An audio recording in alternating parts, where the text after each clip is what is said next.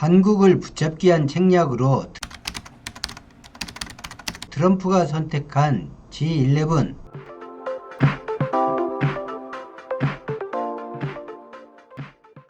일본이 작년 7월 대한국 주요 수출품 3개 품목에 대해 수출 규제를 발표하면서 극단으로 치달은 한일 갈등은 2019년 11월 한국이 지소미아 종료를 유예하고 WTO 제소를 중단함으로써 막혔던 대화 창구가 다시 열리고 12월 베이징 한중일 정상회담을 기점으로 빠르게 정상화가 진행될 것이라는 여러 의견이 있었지만 아직 행정상의 규제는 풀리지 않았습니다. 행정서류상의 규제만 남았을 뿐 실제 수출 규제는 작년 7월 이전과 다름없는 진행을 보입니다. 행정적 처리를 하지 않았다는 모습은 일본 국민을 향한 정치적 술수이고 실제 수출 규제가 아닌 현장 처리는 일본의 예상과 달리 대체품 조달이 이루어지고 국산화에 한국이 성공하는 모습을 보이면서 일본 기업이 그대로 고사될 위기에 처했기 때문입니다. 한국은 5월 초 일본이 요구한 조치를 이미 모두 처리했다고 밝히고 5월 31일까지 행정조치 철회를 요구하였습니다만 일본은 명확한 기준 없이 막연한 불안을 이야기하며 당장은 처리할 수 없다는 발표를 했습니다.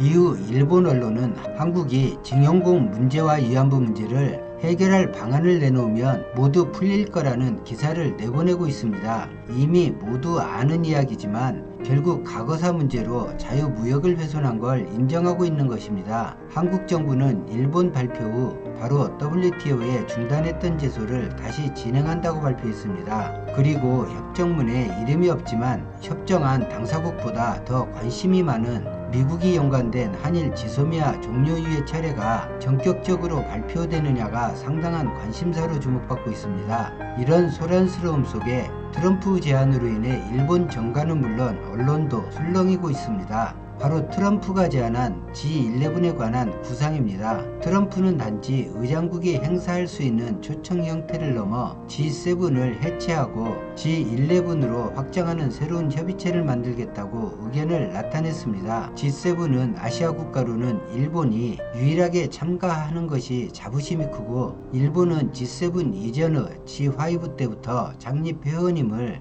항상 자랑하는 나라입니다. 그런데 하필 눈엣 가시 같은 한국에 트럼프가 공을 들여 참여시키려 하고 거기에 빵 영토 문제로 껄끄러운 러시아와 친러시아 성향의 인도까지 거론되자 이성을 잃은 모습을 보입니다. 감히 반대는 못하지만 불편하다는 기색은 보여주는 일본입니다. 트럼프가 문재인 대통령께 전화를 걸어 자신의 구상을 설명하고 문재인 대통령은 흔쾌히 참여 의지를 보였습니다. 단순 초청국이 아닌 G11 예비 정규 구성원으로 참여하는 것으로 초청하고 초청을 받았다고 생각하는 듯합니다. 이는 트럼프가 기자회견을 통해 밝힌 것이니 다를 바 없을 듯합니다. 그런데 문제가 있습니다. 러시아는 참여를 강력히 희망하지만 영국과 프랑스, 독일이 크림반도 무력 합병 문제로 가입하는 것을 찬성하기 어려울 것 같고 호주는 별 문제가 없어 보이고 인도는 탐탁지 않게 생각할 것 같습니다. 한국은 일본이 내부에서 극렬히 반대하고 미국에는 비공개로 반대 의사를 보이겠지만 미국 의견을 반대한다고 표면화시키지는 못할 것입니다.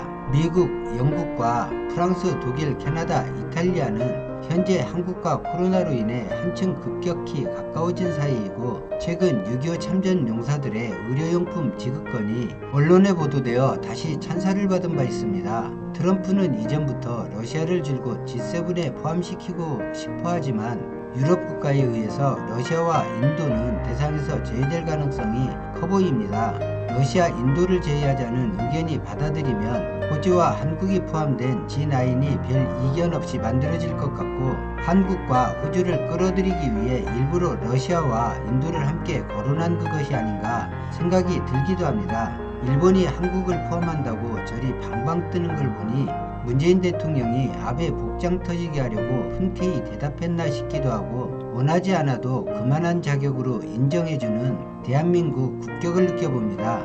그런데 트럼프는 G9이든 G11이든 만들어 대중국 전선을 형성하고 싶겠지만 이건 생각보다 어려울 것 같습니다. 캐나다, 영국, 미국, 일본, 호주는 한 팀일 만큼 움직일 수 있지만 독일과 프랑스는 트럼프에 대한 반감이 이란 핵협정 파기 때부터 아주 심해진 모습이 드러나 있고, 이탈리아는 유럽 내에서 대표적인 친중국 행보를 하는 국가입니다. 한국은 회원국 전체가 동의하는 중국 정책에만 참여하고, 한국의 불리한 정책은 반대 혹은 기권함으로써 중국과 소원해질 가능성도 최소화할 수 있습니다. G7이나 G20이 정치적인 문제보다는 경제적인 문제를 주요 의제로 다룬다는 특성도 트럼프가 바라는 중국 정책이 과연 실효를 거둘지 좀 회의적이기도 합니다. 9월로 예정된 G7 회의에 앞서 아마도 한중 간 정상회담이 서울에서 개최되지 않을까 싶기도 하고요. 중국은 중국,